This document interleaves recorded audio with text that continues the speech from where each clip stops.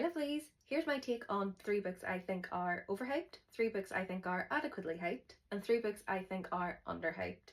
So the first one for overhyped, and I'll probably get thrown off book talk for this, but it's Magnolia Parks, the Magnolia Parks series.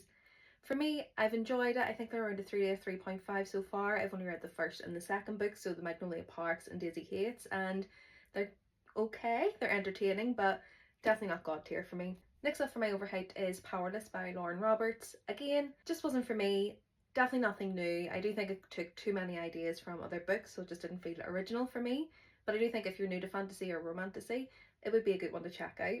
And then next up for the overrated is Light Lark, and similar to Powerless, I just didn't see anything original there. The writing was pretty choppy, it felt quite juvenile, and yeah, for whatever reason, just wasn't for me. And 3 books I think are adequately hyped. First would be Six of Crows and Crooked Kingdom, this duology.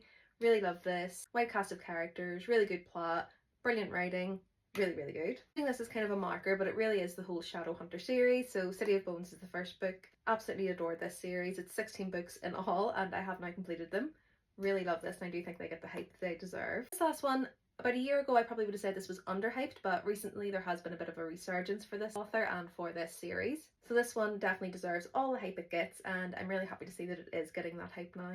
3 that I think are severely underhyped are Legendborn by Tracy Deonn. The 3rd book in this series just came out, so Oathbound, so you will see it on your feed a little bit, but this definitely isn't getting the hype that it deserves. I think all 3 books have been #1 on the New York Times bestseller list. Please see this series on my feed. It's YA, it has Arthurian legend, Black American history, and yeah, highly recommend this one. Next up is The Bridge Kingdom by Danielle L. Jensen. This one is good for anyone trying to get into fantasy, if you haven't read fantasy before. There's not a magic system or anything in here, it really is just a fantasy world.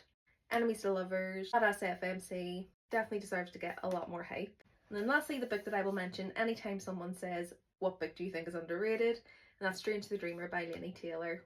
Absolute favourite for me, god tier book, more people need to read this. Let me know if you agree or disagree with any of my choices and tell me a book that you think fit into each of those categories as well.